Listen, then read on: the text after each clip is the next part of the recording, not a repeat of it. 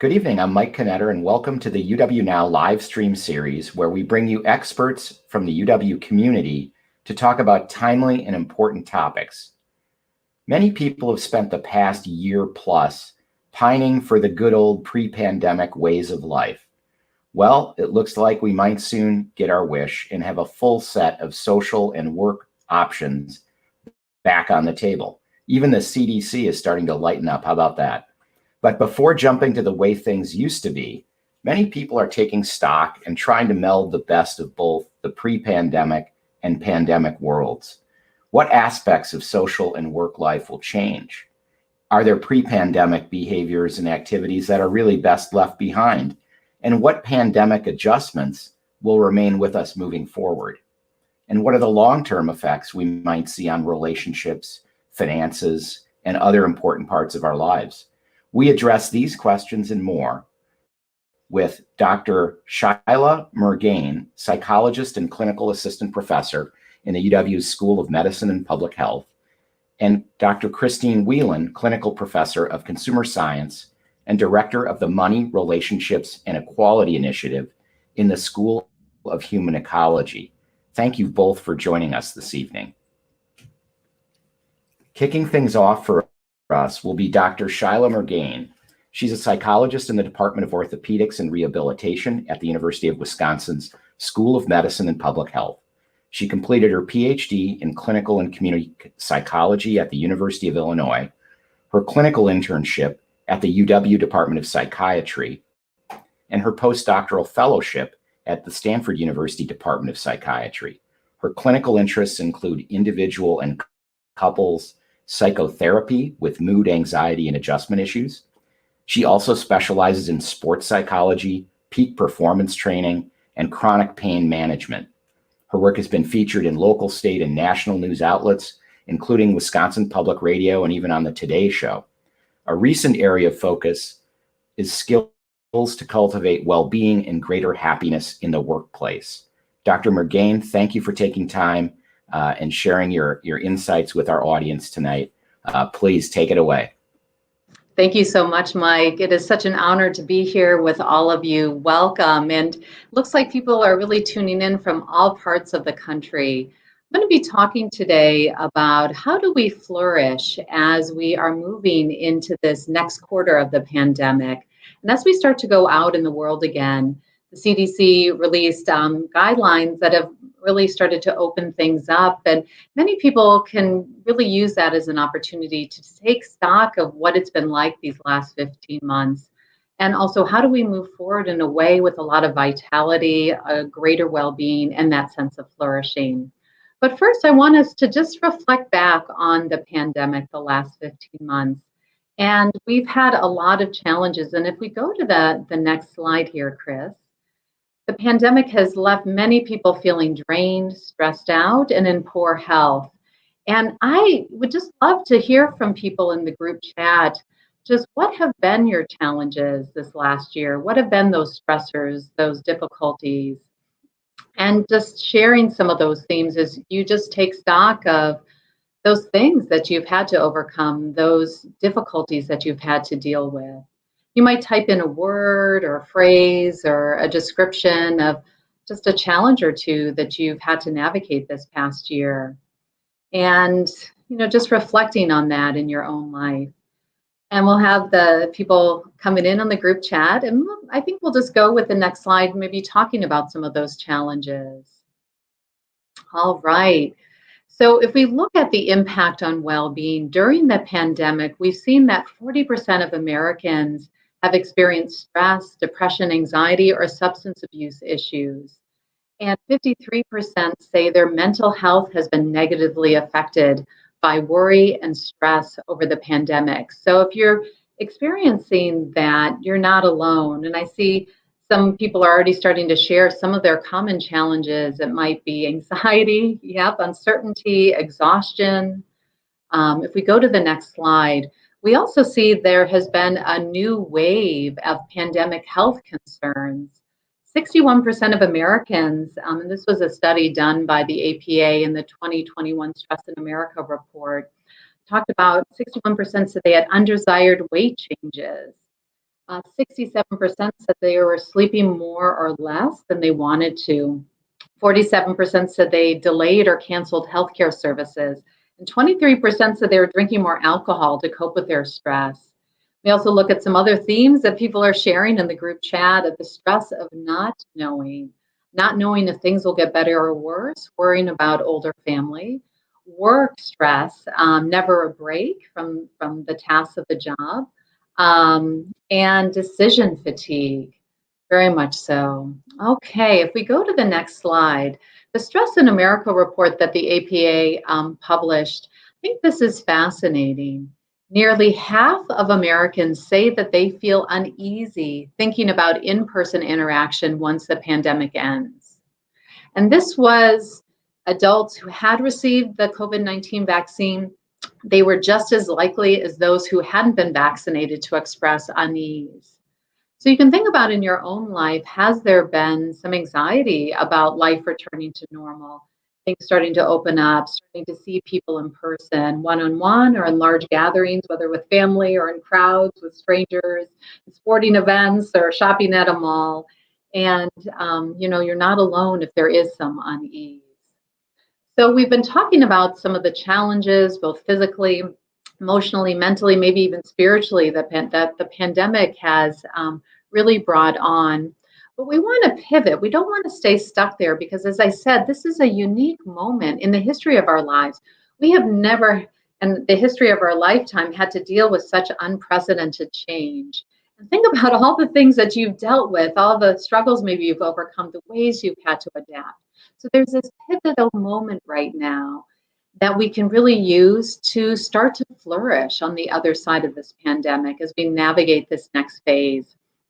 So I did a search on the internet for flourishing, and these are the images that came up. Pictures came up when you search flourishing and fully alive. There's a lot of jumping around and stretching arms outside. So we're not going to do that, but we're going to think about what are some of those practices and skills that research shows, that psychology shows, can really help us take responsibility to really cultivate flourishing and really that sense of being fully alive as we navigate this next phase in our lives. So just thinking about what has been going well in your life right now. Let's start with that question. It's really a strengths-based question. What has been going well right here, right now? Maybe a success you've had, maybe a resource you've been able to tap into, maybe a person in your life. Maybe it's a healthy habit that you've been doing. Maybe it's an accomplishment. Maybe it's a skill that you learned.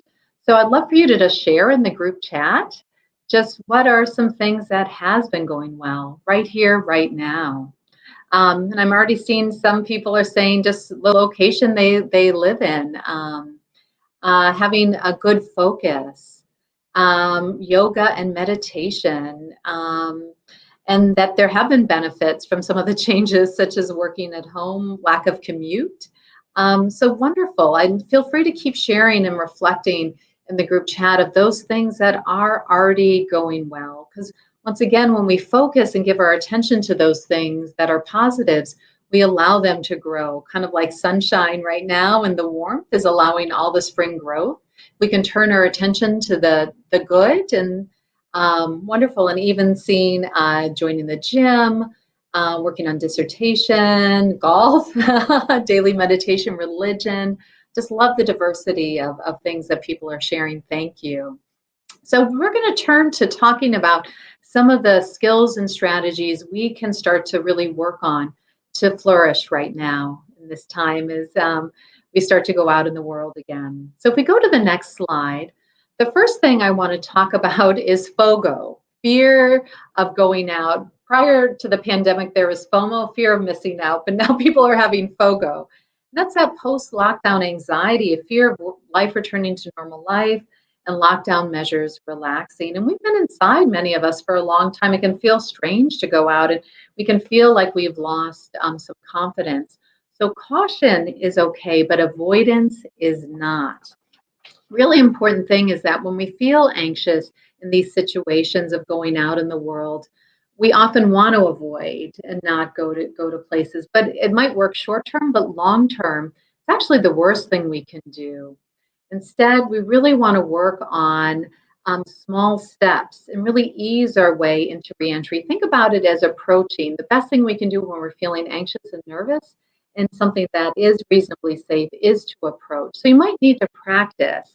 For example, you might have to practice social skills that have atrophied. I was last week together with friends outside, having a bite to eat outside in my backyard, and we're all saying, gosh, we're out of practice with these social skills. We hadn't seen each other in months and months and months.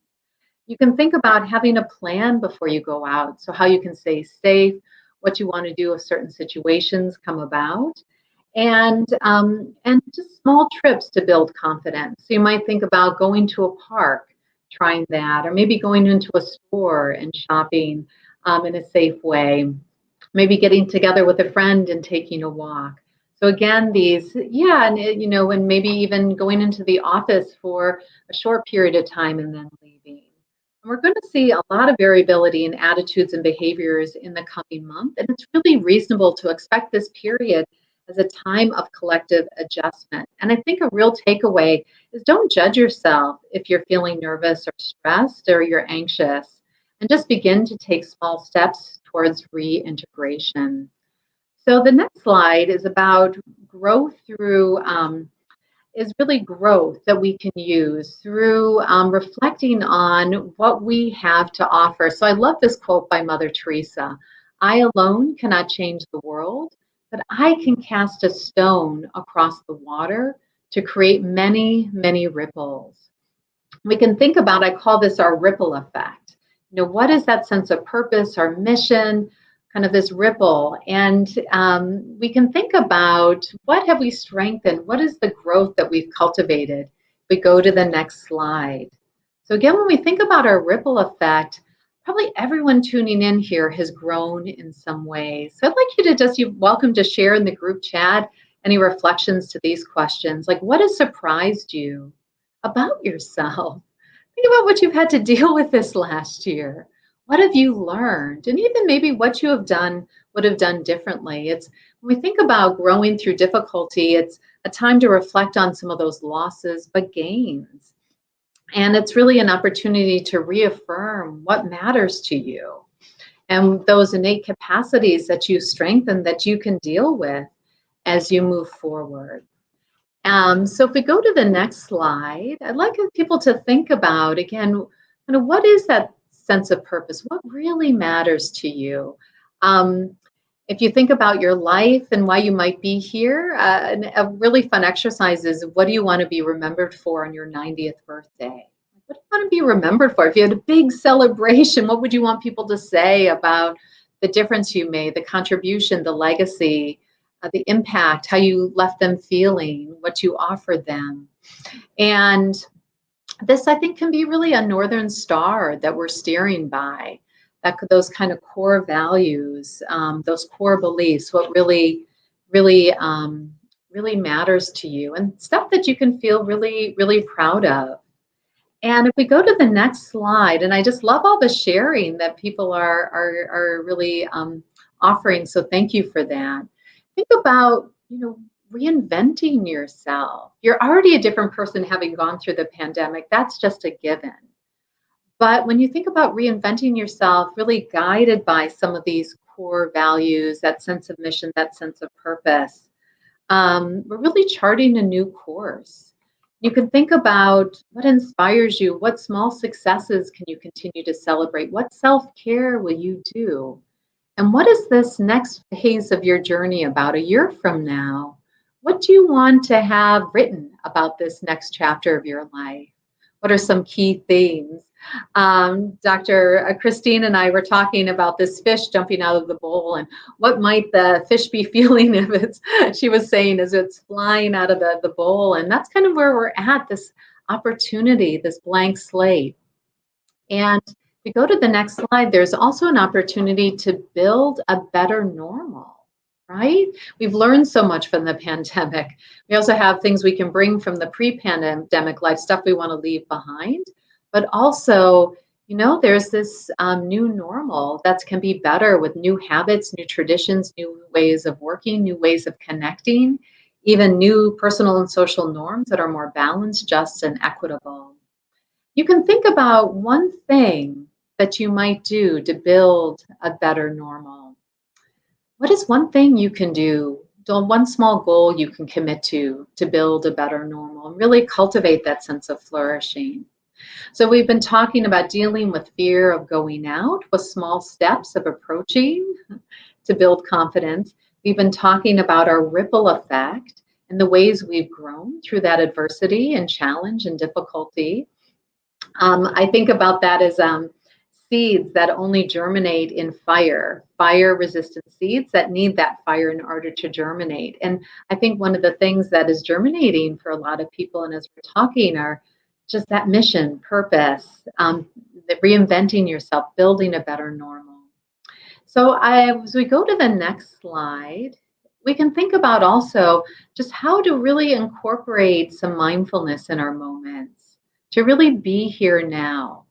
And when we think about flourishing and that sense of being fully alive, are there some ways that we can really build in some simple practices to be present in our lives? It might be taking a couple mindful breaths, might be taking a mindful walk, might be having a conversation, being fully present. We know that is one of the factors that can really contribute to flourishing in our life. We also know, if we go to the next slide, savoring the positive. Are there things that now that life is starting to open up again, that maybe we can fully appreciate? We know from the field of neuroscience, we need to linger with things for 12 seconds. Those positive things, we need to linger with them for 12 seconds in order for them to get fully instilled in our memory. And so savoring those positive, really relishing it, delighting in it, can also be a really key way to cultivate flourishing. And lastly, if we go to our last slide, strengthening connections in that sense of community. You know, again, as we re-enter society, there'll be some awkwardness and some of these social skills may have atrophied and we have to practice them again. There's also an opportunity to be more selective in who we're socializing with. And we might have this opportunity to re-engage with the world in a way that better suits our desires and values, which is ultimately more socially rewarding. So we can think about who do we want to strengthen connections with and how can we continue to cultivate that sense of community. I think the pandemic has really taught us, and it's such a vital part of flourishing, that we can't do it alone, that we deeply need one another. So this is also a really vital area as well. Thank you so much, and I'll look forward to questions, and I'm going to turn it back over to Mike. Thank you so much, Dr. Mirgain, and we look forward to audience questions for you shortly.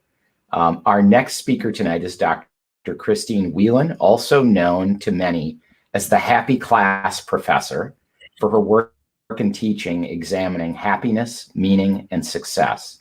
She received her MA and PhD in economics and social history at the University of Oxford. She's a clinical professor of consumer science and the director of the Money, Relationships, and Equality Initiative in the School of Human Ecology at UW-Madison.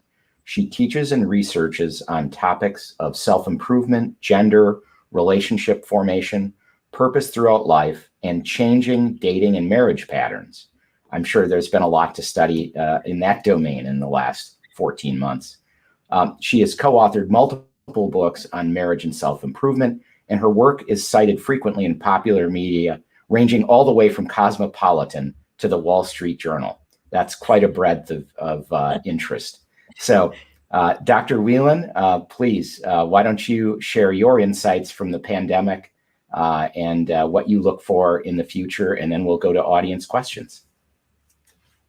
Wonderful. Thank you so much, Mike. And thank you to Dr. Mirgain for really setting the stage for some of these wonderful, inspiring ideas that are going to help us in this pandemic transition, the transition from where we were to where we want to go. Or as sort of I like to think about it, sometimes we are pushed by pain to make a change. Other times we're pulled by possibility. But either way, we are like that fish who is jumping from one bowl to the next. And I think many of us feel like we're in midair right now. So what I thought I might do today is to anchor us a little bit in terms of this transition period we're in, and then give you some concrete steps and potentially a concrete daily practice that might help you along the way. So my background is in economic and social history, and in the School of Human Ecology, my passion is for translating academic research into small step programs that all of us, normal people, can use in their everyday lives to make it better. And my professional motto comes from Seneca, which is not for school, but for life we learn. And so that really is this whole idea of human ecology in action. So I want to begin by placing us where we are right now. And that is a term that I coined with Dr. Malia Jones, who is also here at UW, and she is an epidemiologist, and she studies vaccine hesitancy. But she is also one of the co-founders of Dear Pandemic, which was a wonderful organization, is a wonderful organization that used social media to answer questions that people had about what was going on and what the real research said over the last 15 months during this pandemic. And I was very fortunate to be one of those nerdy girls of Dear Pandemic. I was the chief happiness officer. And so as we looked at the sort of what next question, Dr. Jones and I came together and we came up with a name. And we said, right now we are in a pandexit. The pandemic, and we're exiting, right? So like think Brexit or Benifer or like all of those terms where you put two ideas together, right? So in this period of pandexit, there is so much uncertainty. The rules are changing even faster than they did during the pandemic, right? We don't know where we should wear masks and where we shouldn't.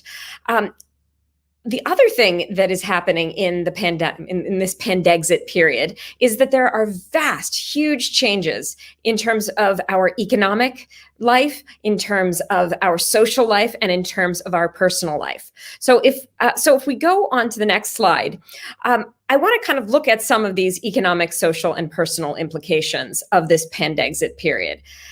We can start just very high level with some of the economic implications. In the chat, feel free to put any of these implications that you have come across in this pandexit as we go through them. I'll just list a couple. So there's the supply chain issue that we are finding. If anybody has tried to buy a new car recently, you know that there are semiconductor issues. If anyone has tried to travel and rent a car, you know that there is supply issues there, and there are job shortages and shortages of people filling some of the roles that we need filled as the economy attempts to expand. So there are all sorts of things going on in terms of the economy. And at the same time, we have a resocialization going on. We have lots of social anxiety. What is the right thing to do in any particular situation? I was joking with my students toward the end of this semester that it's like we're all first-year students again when we go to a party. You know, we don't know how we should like hold our drink or, you know, what we should do. We're all kind of awkward and don't know how to make small talk again. So these sort of seemingly minor things can very much raise our anxiety. And our anxiety has been frayed over the last 15 months, right? We have been in fight or flight mode for a long time. And when we are so anxious for so long, it's exhausting, as many of you mentioned in the comments. What I'd like to focus on for the rest of my time here, and then we can obviously take questions on all of this, is some of the individual implications of this pandexit period. Not only the challenges, but some of the opportunities that we have in this pandexit. So if we go to the next slide, many of you may have seen a piece in the New York Times about a week or so ago by Adam Grant called about this idea of languishing. Now, he said that if pandemic was the word of 2020, then languishing is the word of 2021.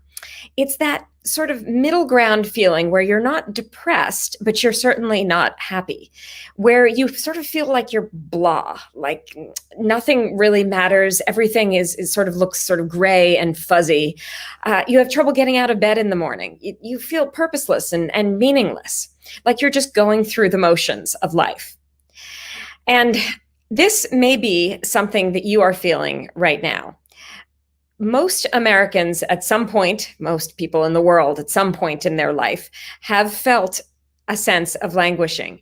And in the last 15 months, we may have gone from those feelings of intense anxiety to feelings that, gosh, nothing matters. What am I going to do about any of it? I feel hopeless and powerless. And when we are in those sort of, I wouldn't necessarily say depressed mental states, because this is not depression. This is just sort of floating along, going through life and not feeling very excited about anything. If we are in that space, it's called languishing. The challenge with languishing is if you are in that place, in that emotional space of languishing, you are much more likely to get depressed. You are much more likely to be anxious. You're much more likely to move on to more serious and darker mental states. So ask yourself, sort of, where are you in this continuum from languishing to flourishing? So on the one hand, we have the languishing, where you might think, I just feel like I'm going through the motions. On the next slide, you'll see that we have flourishing, where you can say, I'm engaged, I'm energized. And that idea of flourishing, or you can call it thriving, is the idea that you feel purposeful and meaningful in your life. You know what matters most to you, why it matters, and how you can make it happen. And flourishing is where we all want to be. Flourishing is where we all want to go. It's that idea of the good life and the realization of the good life. Yet for most of us, we're somewhere along this continuum. And in fact, day by day, sometimes I feel closer to languishing, sometimes I feel closer to flourishing. So you can sort of think about where you are on that continuum. What's important here is to name these feelings and to discuss them, because we often try to say to ourselves, oh, I'm fine. It's all going to be fine. Or maybe when somebody asks how you are, just say, I'm fine, I'm great, everything is wonderful, when really it might not be. So using those phrases of languishing or anxiety or flourishing or somewhere in between actually is a great conversation starter, and it will make you feel not so alone. Because my bet is that if you say, gosh, I really feel that I'm languishing, someone might say to you, wow, me too. Tell me how you're feeling. I'm feeling the same way. So when we're in that sort of languishing phase and we want to move more toward the flourishing phase of our lives, that is really a question of embracing what I call a purpose mindset. So I define a purpose mindset as using your gifts in keeping with your values to make a positive impact on the lives of other people. And for the last 10 years or so, I have been working with various different, what I call Mad Libs purpose statements with my students and with people around the world. And I ask a series of just 5 questions, and you jot down your answers, and then you put them together. And when you put them all together, it comes into a purpose statement, which it would be very hard if I said to you right now, I'd like you to write your life purpose statement. My bet is that would spike a little anxiety. It certainly would for me. But instead, I want to take us all on a little exercise that is a sort of modified purpose statement exercise that really honors the time we are in right now. So I hope you will play along. And I have a series of questions that I've put up on the screen. And if you want to jot down notes, you can put them in the chat. You can jot down the notes on your phone. You can do whatever you want to do to jot down your answers to a couple of these questions. So the first question is, what are your core values? What are the values that drive you to be who you are? Now, we don't spend an awful lot of time thinking about values in day-to-day life, but they are really crucial. They are the thing that underpin the decisions that we make. Now, we also want to think about values that we hold, not values that we think we should have or that other people want us to have. So perhaps you're the kind of person that values honesty, that values nature, that values responsibility. Perhaps you are the type of person that really values free thinking or protection of the environment. There are all sorts of possible values that you might hold. And I'd like to encourage you to write down 3 of them. Now, these don't have to be your 3 values for your entire life. how about just for this pandexit transition? What 3 values would you like to have guide you? The next question is, what are the 3 energizing strengths that you would like to use in this pandexit transition period? When I say energizing strengths, I mean things that not only are you good at, but that you like to do. So if you are great at organizing and you also enjoy it, that could be one of your energizing strengths. Perhaps it's making connections. Perhaps it is connecting the dots in terms of ideas. We all have lots of different strengths. And think about the 3 that really bring you joy, that bring you energy, that you would like to use right now. The next question is about who you want to positively impact. What people, what causes, what ideas do you want to make a difference with? And I encourage everybody to think not just in terms of your close friends and family, that's fine to list some of those, but also in terms of your community, in terms of causes, in terms of global ideas. Where do you want to put your energy? What do you care about most? Who do you want to positively impact?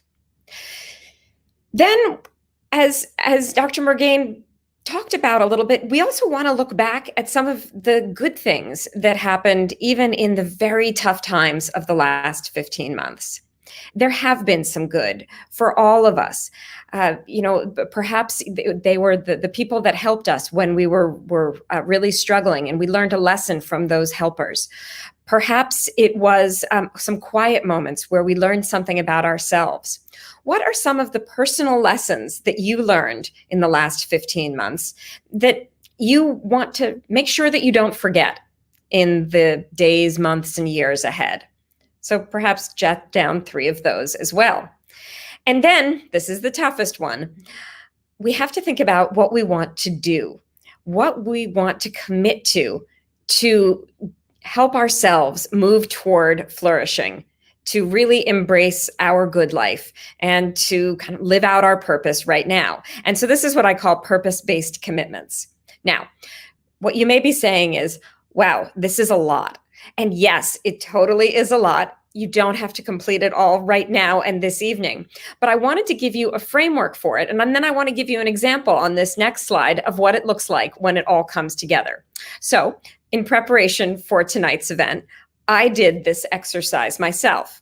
Honestly, I did it at the beginning of the year, but I updated it and made sure that it was still true right now. So this is my 2021 purpose statement, or you can call it your what's next statement in that pandexit transition. So here are my values. Because I value relationships, perseverance, and creativity, in 2021, I'm going to use my gifts for making connections, organization, and translating research to positively impact the lives of my children, my students, and the broader public. During the pandemic, I learned that relationships matter more than accomplishments, that home is where my heart is, but travel sparks joy in my soul, and that getting outside for a hike solves many problems. So I'm making purpose-based commitments to call for friends or family members each week, to experiment to find that right balance of home versus away, and to continue to appreciate the natural world as the human one restarts. Now, this is my personal purpose statement. I printed it out. I have it posted in my office. I look at it kind of a lot. And I do it to make sure that I am, in fact, doing these things because I know that they matter to me on my path to purpose and will help with my flourishing. So on the next slide, I want to tell you that this exercise is available for you. So I think we will put up in the comments a link so that you can download a free version of this What's Next purpose statement that I created for this event tonight. So you too can fill in your What's Next purpose statement. And I encourage you to use this exercise really as a sort of broad guide. You can adapt it. You can change it around, focus it as it suits your life and your needs.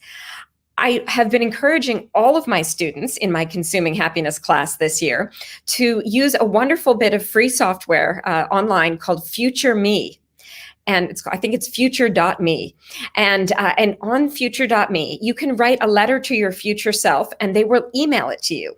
You can even include an attachment. So you could fill out this purpose statement, this what's next statement, and email it to yourself 6 months or a year from now, so that you can hold yourself accountable and see whether this is what you are actually doing in the months and years ahead. And so you can be reminded of where you were in this pandexit time. I also encourage everybody to always share these ideas. If you just listen to something yourself, that's a good first step. But it's when you share it and talk to your trusted sources that you can really kind of personalize it and make it your own. So I encourage you to work with this and to think about these ideas of purpose and meaning, and the small steps approach to taking something daunting like a purpose statement and making it hopefully a pleasurable exploration of possibilities in this time of transition. So I will leave it there, and I am excited to hear what questions you all have and how we can talk about flourishing. That is fantastic. The reinvention that Dr. Mirgain talked about and the purpose statement is really a perfect way to bring that to life in some ways. I want to start out with a question. Why would reinvention be more successful this time? We do it for New Year's resolutions. We've done that forever. What makes this moment kind of our moment of pandexit one in which reinvention might actually get more traction? And I'll start with Shilagh, but I'd like to hear Christine's thoughts as well.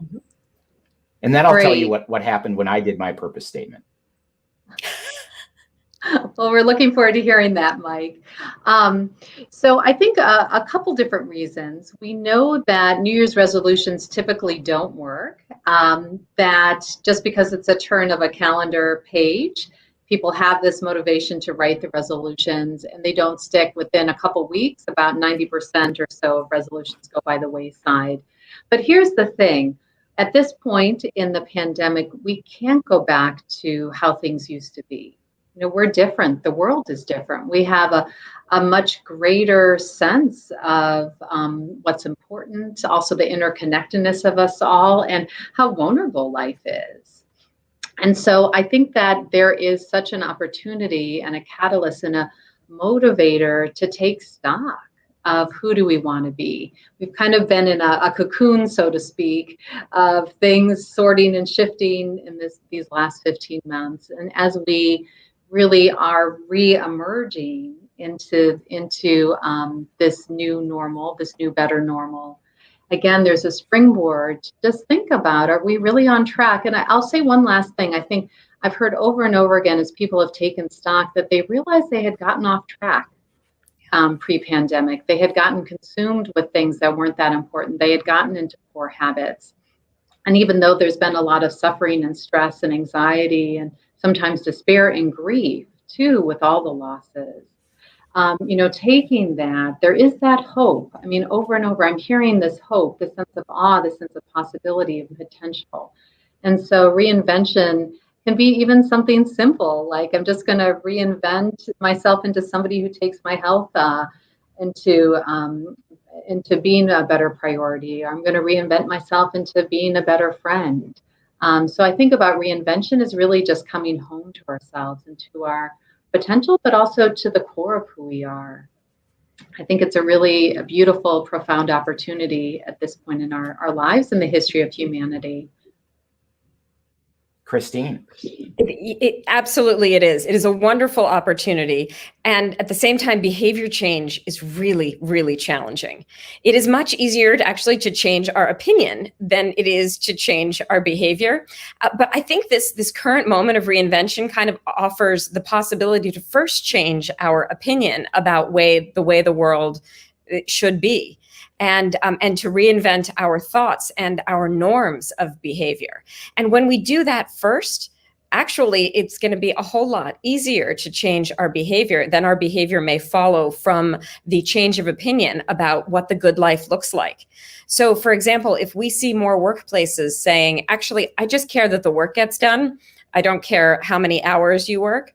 or if we see more opportunity for flexibility between work-life balance.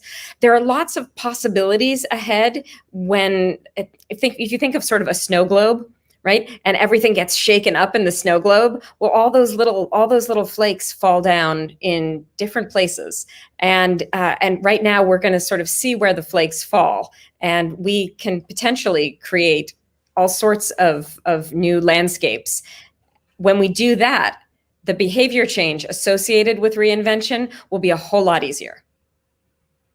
Yeah, habits are hard to break, but 14 months of pandemic life certainly broke a lot of our old habits. And so we really do have new habits, maybe not so ingrained. And so adding in the best of what we had before.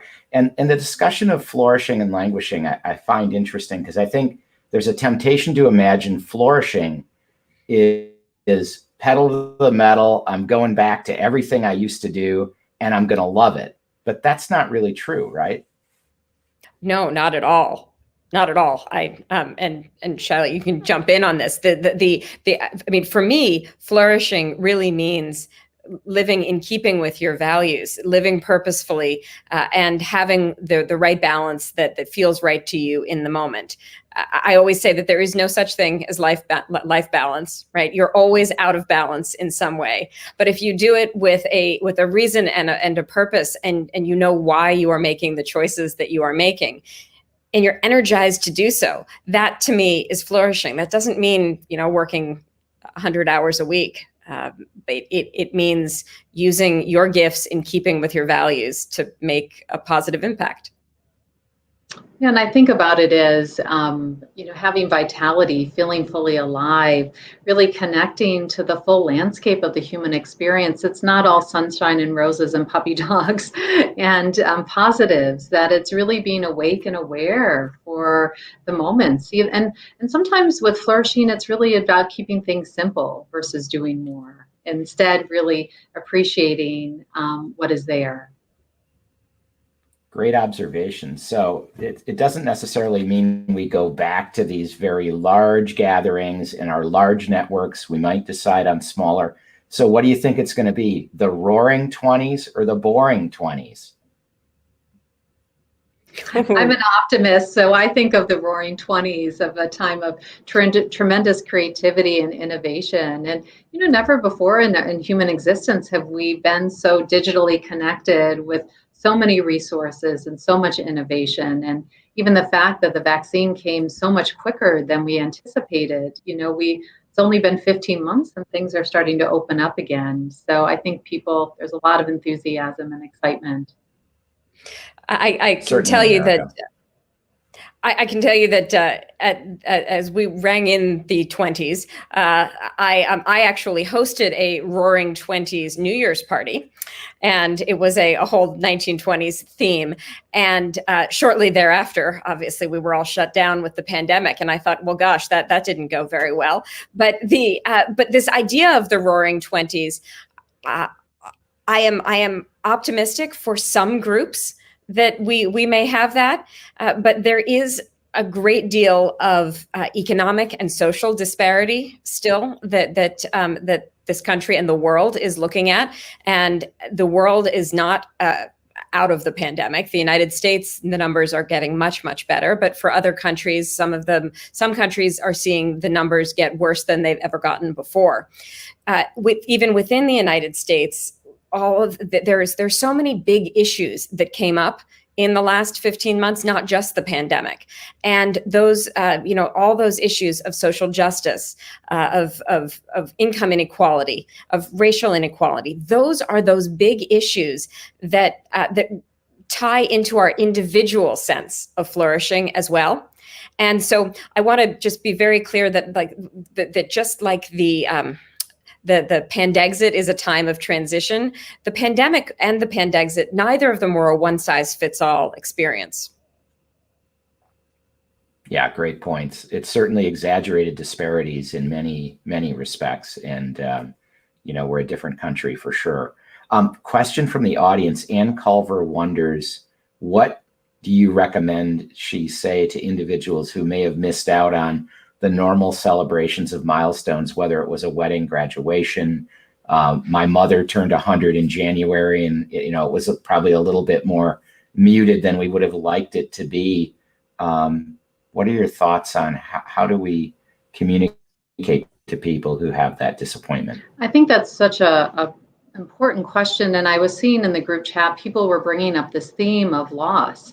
We're talking about flourishing, but the other side of the coin is loss, and how do we be present and a healing presence for others experiencing loss, and how do we tend to our own losses? And I really appreciated, Christine, you sharing the economic disparities, and we know the pandemic and even some of the health issues have disproportionately impacted people of color, so who are experiencing significant losses, sometimes at higher rates than Caucasians. So, whether it's somebody missing out on the graduation or prom or the wedding, or somebody lost a loved one to COVID, or there have been some financial challenges due to loss of income, I think the single biggest thing you have to offer is your presence. Saying platitudes like "I'm so sorry" or "that's too bad," they kind of fall short. But instead, you can simply be with that person, either virtually or side by side, and just say, "Tell me more. What was that like for you? What are you sad about?" And grief, what is healing about grief is having a witness. And there are stages of grief. We go through sadness, anger, sometimes despair, can be worry. But they actually say that on the other side of all the stages of grief that we go through, even past acceptance, is meaning making. So, as we are a witness, and we can encourage people that, okay, you went through that, but what meaning? What can you make from that? What can you do from that experience? How can you maybe have a belated graduation, or how can you pay tribute to that person that you lost? And that's often part of the healing through that. But we can't do it alone. And lastly, I would just say that even in doing some writing, therapeutic journaling can be very powerful in helping people sort through some of those losses. Those are absolutely excellent suggestions, and meaning making really is something that I think will come probably much later for a lot of us after the pandemic. But this is where focusing on the lessons that we've learned, and there's a wonderful poem about how that mountains don't rise without earthquakes. And it's a poem from Catherine McKennitt. And it's the idea that when you have a tough time in your life, it can build into something that is majestic and strong and beautiful, but it will take time. The other thing that I would say is that research shows time and again that the best way to maximize your own well-being is to help someone else. Pro-social behavior is an excellent way to make someone else happy, to make yourself happy, and to do good. And so if you are feeling like you are really struggling with the loss of one of these events, perhaps think about some of the other people who have also struggled with the loss of maybe that same event. Can you organize something together? Can you come together as a community? Can you help those who are struggling as well? And that will help you too. Question from Jim Kennedy about FOGO, fear of going out. Any idea what percentage of the population will experience FOGO, and maybe what causes that? And of course, I'm kind of wondering about FORTO, the fear of return to office. Yeah, I think that's a new acronym, Mike, that will be adopted. That's a good one. Well, the 2021 Stress in America report said around half of Americans are feeling anxiety about returning to in-person interaction. Probably the FOTO would be even higher, Mike, for the fear of returning to the office. If you look at the SARS and Ebola epidemic, we find that there was actually an increase in agoraphobia, of people literally becoming afraid of leaving their house. So many people are at risk for that. And that is why we want to bring our awareness to it and not get into those avoidance patterns, because that just amplifies and exacerbates that anxiety, in a sense, makes everything scary and everything a threat. And our brain has that negativity bias that we over focus on all those negatives, and we can over anticipate all those dangers just for survival purposes. And so we don't want to keep ourselves trapped in the house. Instead, just doing those small trips outside to build confidence and practice those social skills and get encouragement, and surround yourself with supportive people so you don't have to go it alone. I would add that it's especially important for young people, and for those of us who are caring for young people and interact with them, to encourage them to re-enter society as much as they can, and to do it safely. Because when I think of my own children, 15 months of my life seemed like a long time. But when you have children and teenagers, that same period is a much greater percentage of their life.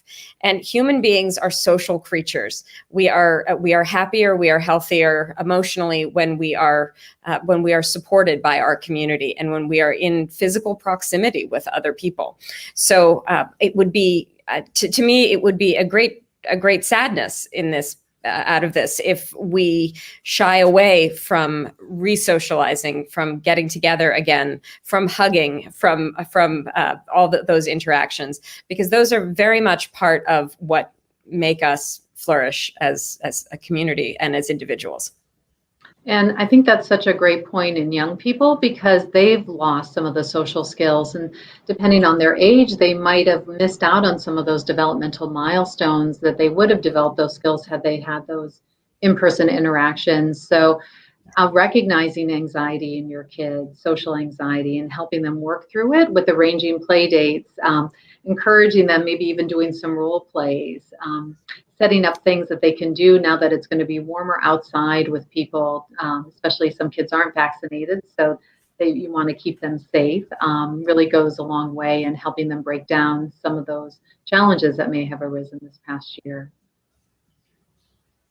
I'm going to expand on a question from James Rotenberg.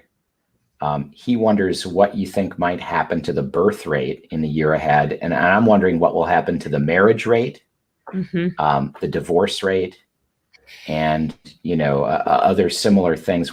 Any thoughts about that? Christine, I'll throw that to you first. Yeah, so the birth rate was down 8% in December 2020. And if you take it back 9 months, you can realize that the pandemic was in fact depressing birth rates, not increasing birth rates. As I have been joking with everyone, we were all on top of each other, but not in the way that made babies. And so in that sort of a crazy period of the pandemic, we said, gosh, the future might be scary. And when we believe that the future is scary and uncertain, we are much less likely to have children. And so yes, we have seen an increase in the speed of the decline of birth rates. In terms of marriage and divorce rates, just like with the Great Depression, you see a sort of leveling off of divorce rates when people can't do it because you're stuck at home together. And then I do predict we will see an increase in divorce rates, a little spike out of this pandemic period. But I also think that for some people, this has very much encouraged their relationships and made things stronger. So anytime you pressure test something, it can go one way or the other. Great. That's a great response. And I would say for relationships, if there were issues that were below the surface, they rose and either were addressed or caused the couple to go different directions. So it was kind of like putting the relationship under a microscope. In terms of birth rates, well, we'll see, 6 months, 3 months from now, kind of how it's gone. But babies are made in all sorts of human conditions, so across time. So we might have some new little ones showing up in the world. And what do you think will happen to workplace relationships? Will we see a big surge in employees maybe looking for a new situation, maybe in the same way having felt like they can't make a change over the past year, but maybe they wanted to? Any thoughts about that, Christine, do you think there'll be a surge Absolutely. in turnover? Yeah. So you mentioned FOGO, but there's also YOLO. You only live once. And especially for young adults in their 20s and 30s, we are seeing a lot of people saying, you know what, I don't like this job. I don't want to do this anymore. We are seeing an increase in folks who are taking a van and remodeling it and just driving and not even renting an apartment anymore, and just, going off and hitting the road. So I think there is a great escape kind of mentality that we are seeing, and that is also going to lead to people saying, if I don't like this job, if this is not fulfilling to me, I'm going to leave. So yes, for some, and then for others, of course, people took incredible economic hits during the last 15 months, women especially, mothers especially, and there will be a lot of challenge in terms of some groups re-entering the workforce. So yes, lots of job turnover and change ahead. I'd also say that workplaces, realizing so much can be done virtually, are really experimenting with people working from home or in more creative ways. So I think we're going to see a trend in that direction, that more and more people are going to be working in a hybrid model versus having to be 9 to 5 in their office at their desk. I also think coworkers are finding really innovative ways of staying connected, sharing resources. And when you do return to the office, there is such a joy of seeing one another again. So I think I've been seeing a lot of that too. But I think we're going to see many shifts happening as things start to open up and people are returning to the office. Yeah. I guess the FOGO people need to get some YOLO. Indeed. So, Christine, I never told you what happened with my purpose statement. Please. But it turned out after I did exercise, I concluded every Tuesday night I should do the UW Now live stream with experts from the UW community. That's what happened. And you're fulfilling the purpose Question right from now. John. Fantastic. Question from John Stillen. How can our experience over the past 18 months help us learn to solve collective action problems in the future? Great question. The environment is probably exhibit A of a big collective action problem where everybody needs to do their part. Maybe social injustice, another example. How can we apply the lessons of the pandemic? Did we do very well even with the pandemic in that regard? Thoughts about that? That is just a wonderful question, and thank you for bringing that. And there are probably a lot of different ways we can think about that. I think it's really brought to the forefront all the challenges, whether it's environmental issues, whether it's race relations and social determinants of health. And I think like these issues have been kind of hidden from view, and all of a sudden they've been made conscious. And people are being vocal, and there's a lot of collective action happening. And so I think that because it has been highlighted, there is motivation to keep working in the direction of solving these problems and sharing resources and ideas. So I think there's a lot of potential for tremendous change, that, we're living in a time where kind of some of the old structures are dissipating and some new ways are being developed. So, and we each have our part to play. And it is going to be really challenging because we have seen how bifurcated we are as a country, and it is, I think, very important to see it, because then that means that we can address it. I keep saying to my UW students that they are very well positioned to lead the way, to reinvent what we're going to see in our future, and to make the changes that they believe are necessary to make. Because after we come out of this period, there are so many possibilities. Again, we're just sort of throwing away the rule book in a lot of aspects of life. That makes for a tremendous amount of tension, because rules tend to calm us down, but it also provides for lots of opportunity for growth. Yeah, it's certainly a challenging time, and even the pandemic was not immune to a political overlay always. And, it's just very tricky how we're going to solve some of those problems in that kind of environment. But if more people tuned into a show like this, they might be able to calm down and focus. What I'd like to do just to wrap up is give each of you an opportunity to have a few closing thoughts about, either what you personally are looking forward to as we approach the pandexit, and any advice you might have for our listeners. Christine, I'll let you start. Sure. If that's okay. Well, I will leave everyone with an exercise that I do with my kids every night at dinner, and it is the rose, thorn, and bud exercise. And I think we can all think about our rose, thorn, and bud with the pandexit. The rose is something good that happened today. The thorn is something kind of challenging that we're dealing with. And the bud is what we are anticipating for the future, what we are excited about or hopeful or optimistic about for the future. And so I wish all of us lots of roses, with manageable thorns and buds of great good things to come. Thank you. Great. I just want to thank everyone who has been tuning in now live or at a future time. And just to really connect back to the intention of this evening, which was on this next chapter in the pandemic, ways that you can really cultivate flourishing.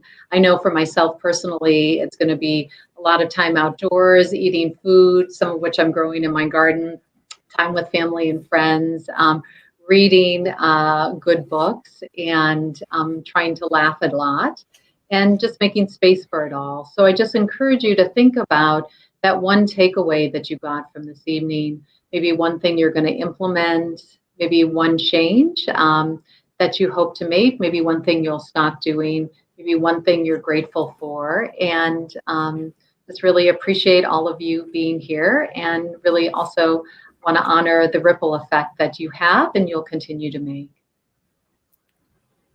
Well, thank you both very much. I hope that we might get together again in maybe 6 or 9 months and just take a reality check and see where we're at that point in our pandexit process and how we're all doing.